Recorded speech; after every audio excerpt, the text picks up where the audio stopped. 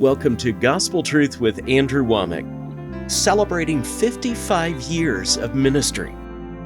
Andrew, I want to personally say thank you for what you have been able to do for us in your adamant pursuit of the Word, and how you have not wavered, you've not gotten into the grandstands, and you have delivered that to us. I might be one voice, but I represent millions and millions of changed lives.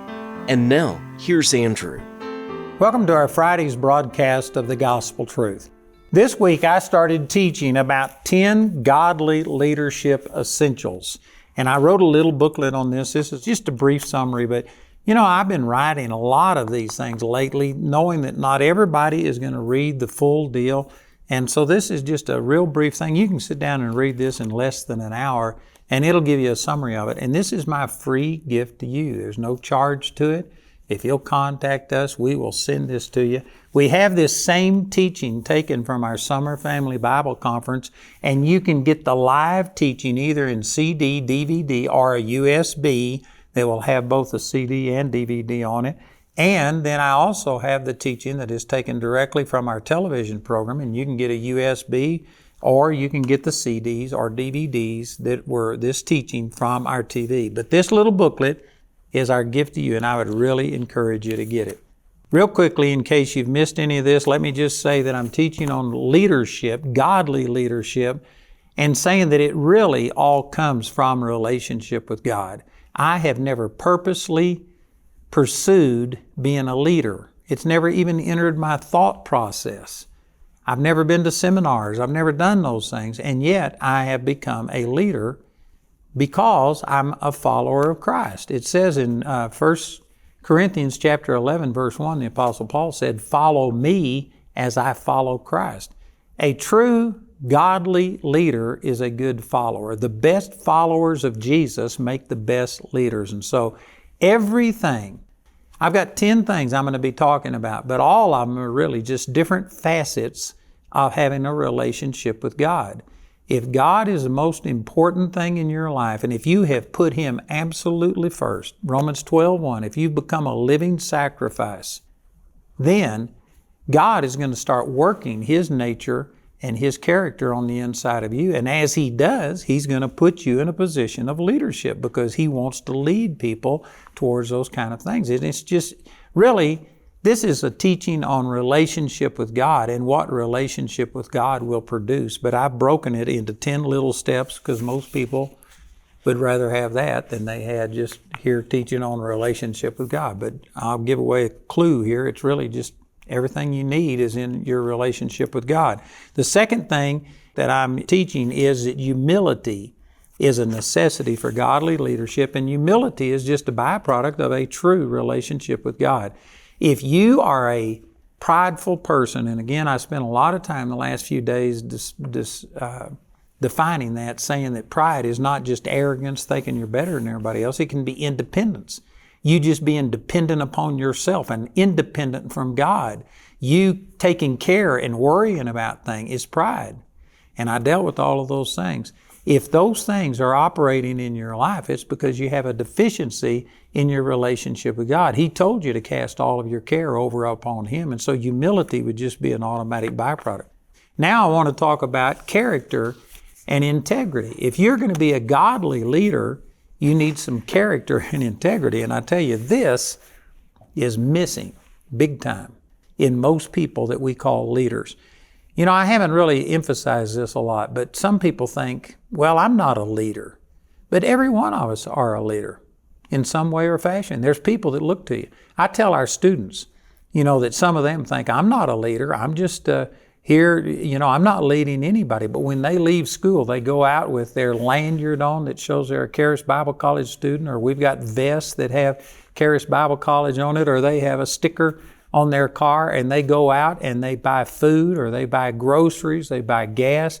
They are interacting with people in the community, and whether they know it or not, they are influencing people either for good or for bad. And I have had some people come and compliment me on a lot of our students and say, man, the 𝗳𝗏 students are the hardest workers, they're the nicest people, they're the biggest tippers. But then I've had other people come and they notice how you act. So you are influencing people. You may not be on television. You may not be the one that's behind the pulpit.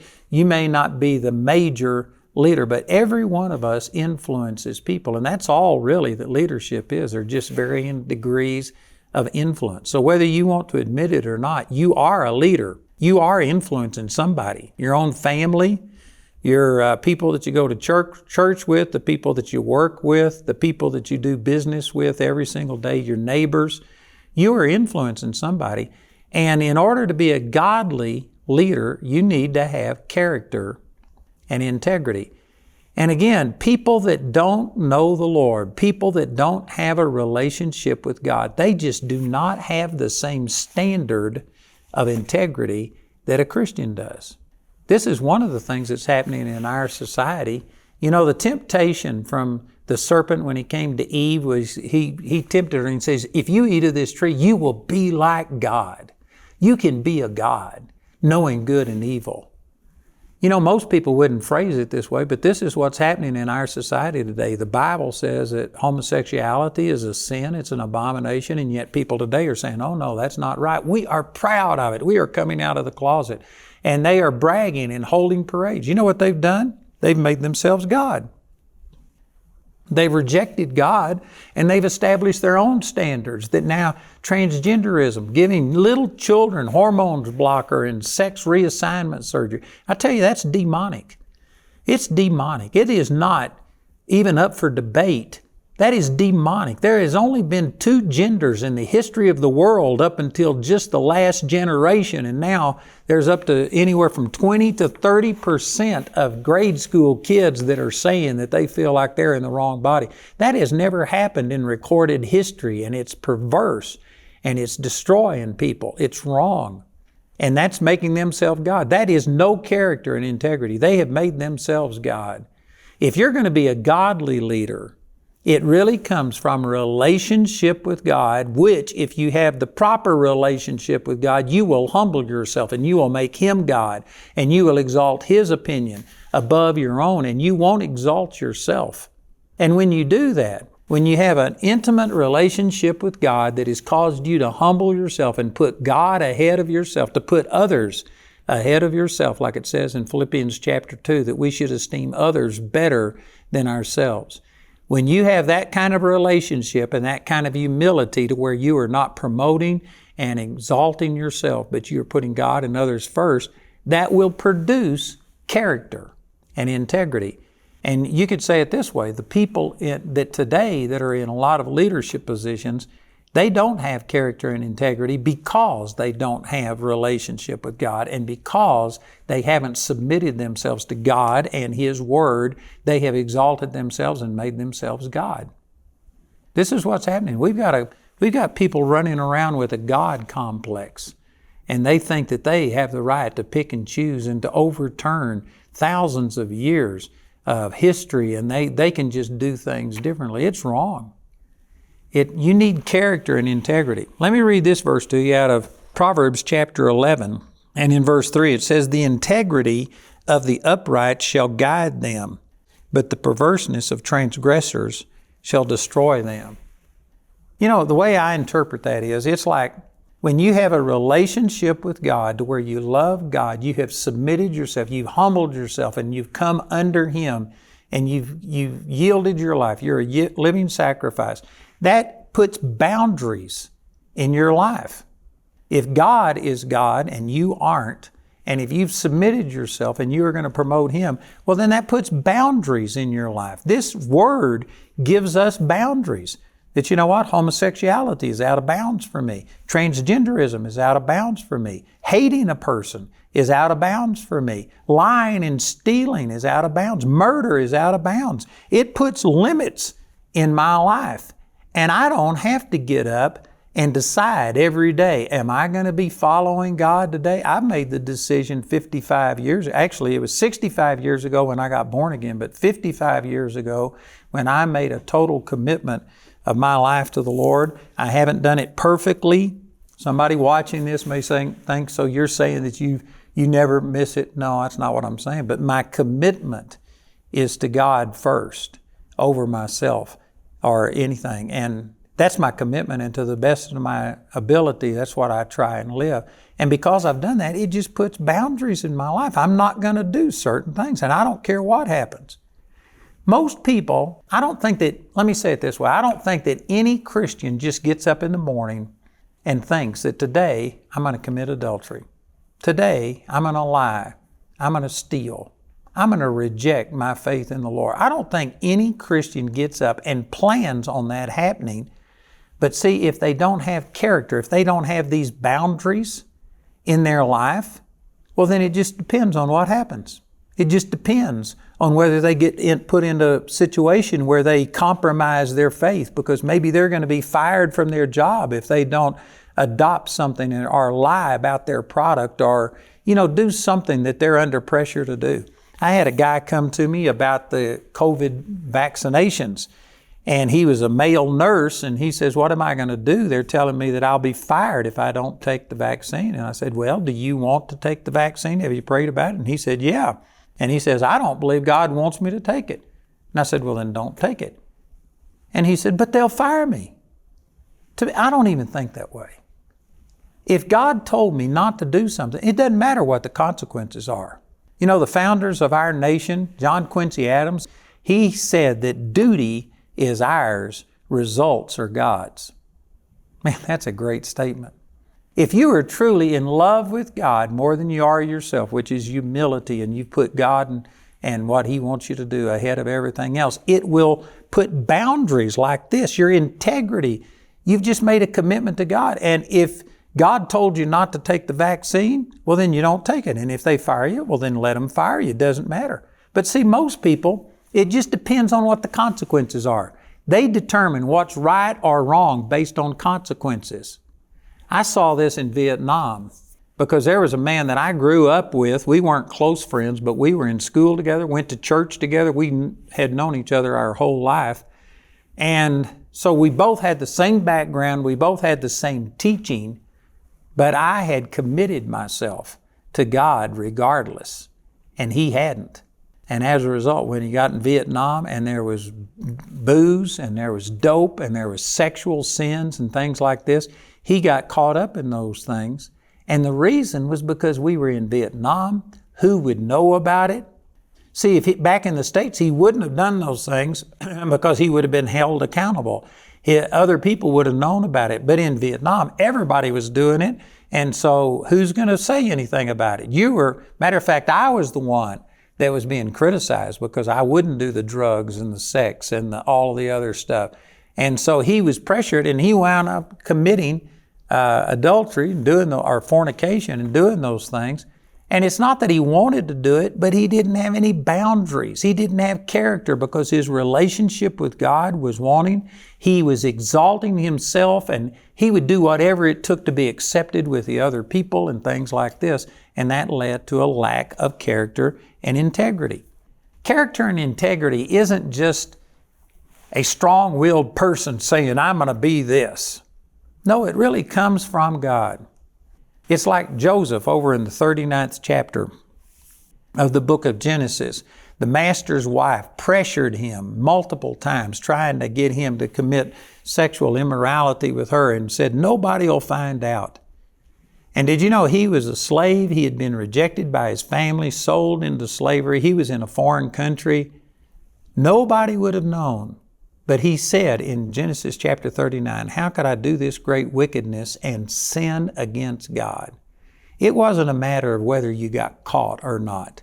It was a matter of you have a relationship with God. See, every one of these things that I'm listing, these 10 things, it really just is a result of your relationship with God. If you don't have a relationship with God, I can guarantee you Satan is going to put you in positions where there's pressure on you to compromise and to do something different.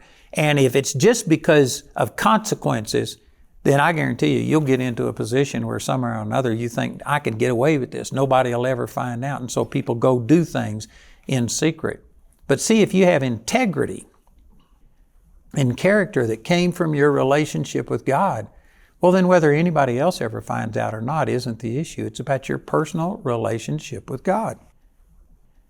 And I cannot go out and violate things because I've made a commitment to God. It's not just a commitment. It's not just my stubborn will being set in a certain direction.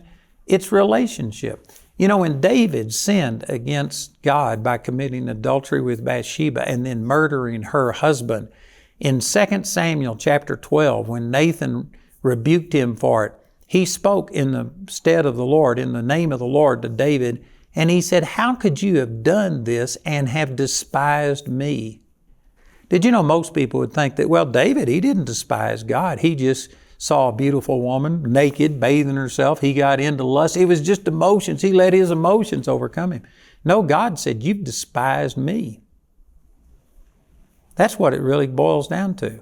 When I was in Vietnam, I was the only person out of our whole company, 200 people that I'm aware of, that didn't do dope, that didn't get drunk, that didn't have sex with the prostitutes that they brought in.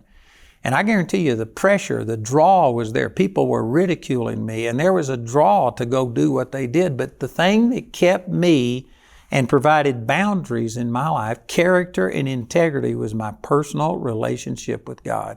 Whether everybody else did it, whether anybody back in the States ever found out about it, it didn't matter. I had a relationship with God. And this is what so many people are missing. You know, I was just in Washington, D.C. yesterday, and I tell you what, it's a different culture.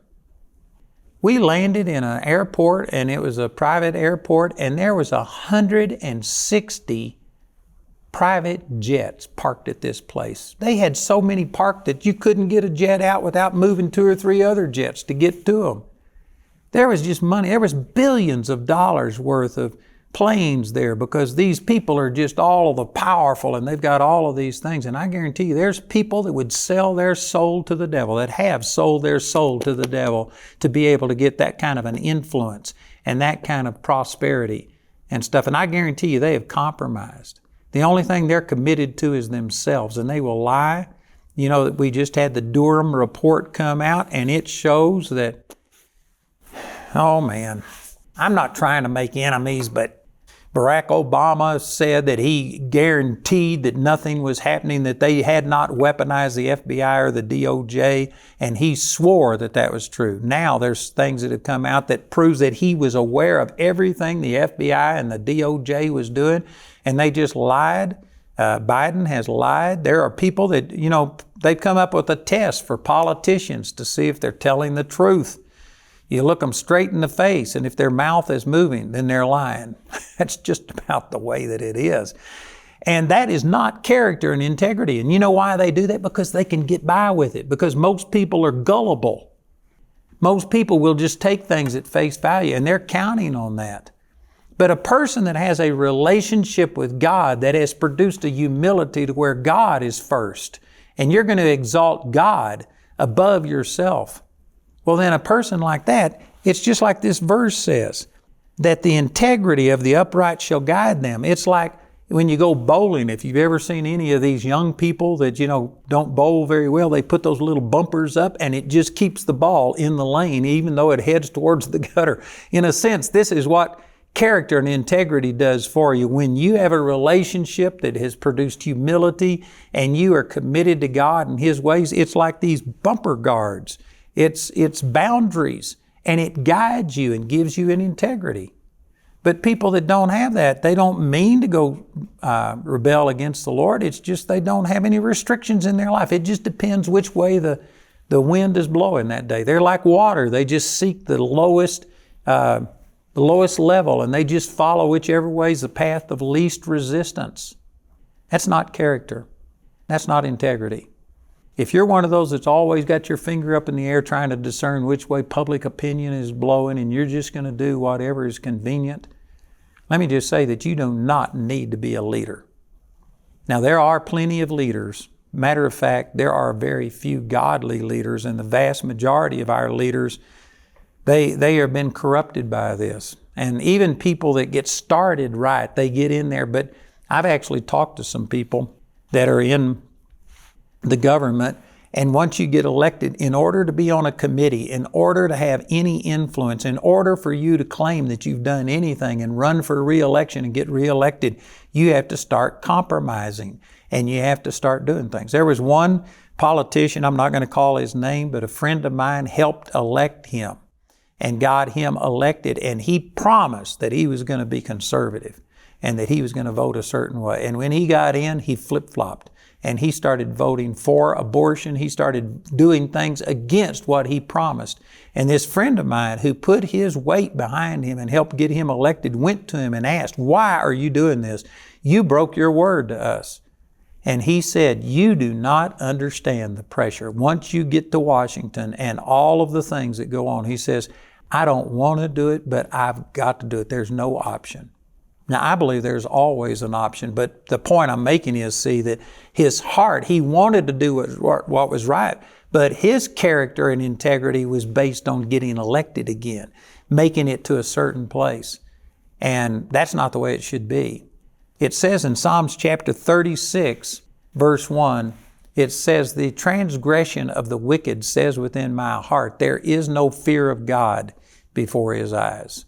And people who compromise like that and violate what God told them to do, it's because they fear men more than they fear God. Another way of saying that is they are looking for relationship and honor from men more than they're looking for honor from God. It all goes back to relationship. So this character and integrity, I believe that probably the majority of you watching this program would agree that yes, a godly leader needs to have character and integrity, and they won't compromise and they won't violate it. But you can't hold that if you don't honor God more than you honor people.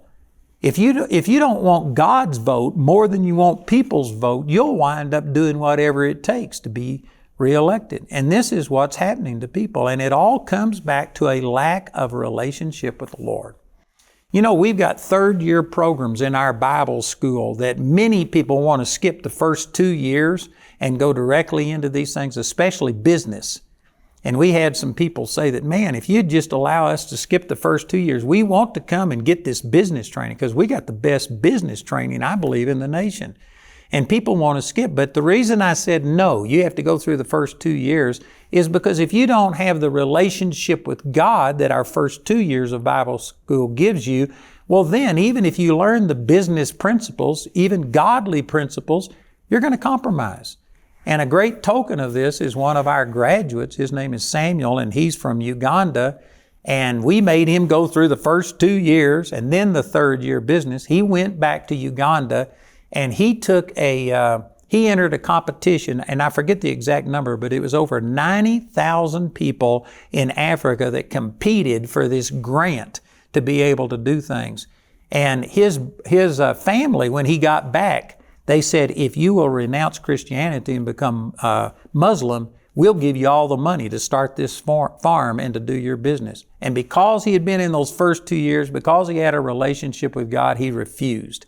And you know, he entered that contest with over 90,000 people, won over 90,000 people, and got the money to start his business that way. But see, if he hadn't have had the character that came from relationship, he would have compromised and done whatever to accomplish that.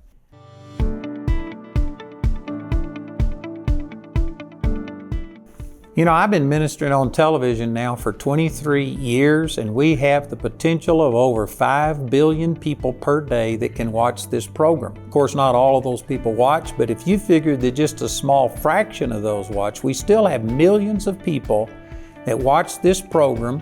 I'm not sure that everybody agrees with it, but I know that there are many of you that have watched this program, that God has used my ministry to touch you and to bless you. And I'm just going to ask you straight out if you would consider becoming a partner with us. The Scripture says that if somebody sows spiritual things to you, that it's appropriate for you to sow back financial, physical things. And we are in the process of expanding our Charis Bible College. We now have over 1,100 students, but we had over 500 students register this last year who didn't show up. When we contacted them, they said they didn't have student housing. And so we are in the process of building student housing for 1,000 students. We're also going to accommodate them with a student activities center where they can have a 1,000-seat cafeteria, new classrooms and things like this. We're going to have a athletic center. We're going to turn this campus into something that will be just as good as any secular campus that people have. They shouldn't have to give up things to come and sit under the Word of God and learn about God. And it's going to cost a lot of money. So if you've been blessed by this ministry and you have never participated with us, I'd encourage you to go to our website. We've got information on the screen, and just become a partner with us. We have a partnership that we call Foundation Builders that is helping us build not only physical foundation for these buildings, but build foundations in people's lives that will go out from here and literally change the world. So check it out and become a partner with us today.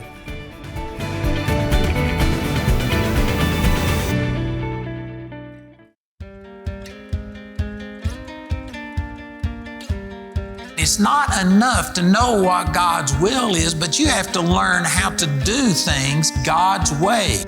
Now, because of the new man on the inside of me, because of the cross, I can daily deny self. And if you don't learn to do that, you're not going to fulfill all God's will for your life.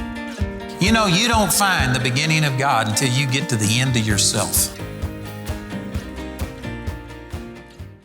Andrew is offering his brand new booklet, 10 Godly Leadership Essentials, as his free gift to you today. This booklet is limited to one free booklet per household and is available in the US, UK, Canada, and Australia. Contact us today to receive your free booklet.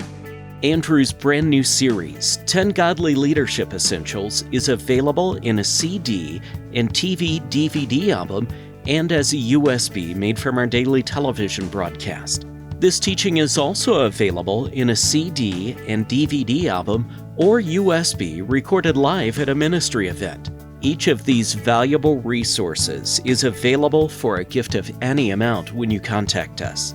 This entire series is also available for audio download absolutely free from our website at awmi.net. You can also order resources or receive prayer by calling our helpline at 719-635-1111. Our helpline is open 24 hours a day, 7 days a week. To write us, use the address on your screen. We appreciate your generosity and hope to hear from you today. I want to let all of our English-speaking audience know that we are beginning broadcast in Spanish, and I believe that this is going to be a deal changer for many people. We've had a huge response to the English program, and this is our first time to really be broadcasting in Spanish like this, and we need people to help us. If you would like to help us establish this ministry to the Spanish-speaking world, there will be information on the screen. Join with us and help us start the Spanish-speaking broadcast of the Gospel Truth program. For 20 years, Andrew Wommack has been sharing the message of God's unconditional love and grace through his half-hour television program Monday through Friday. Now, Andrew is broadcasting a full hour-long teaching each week. When God finds somebody who wants to be a giver and wants to bless somebody else, He will give seed to the sower. He will give seed to people who will sow it and give it to other people. Watch the weekend edition of Gospel Truth with Andrew Wommack.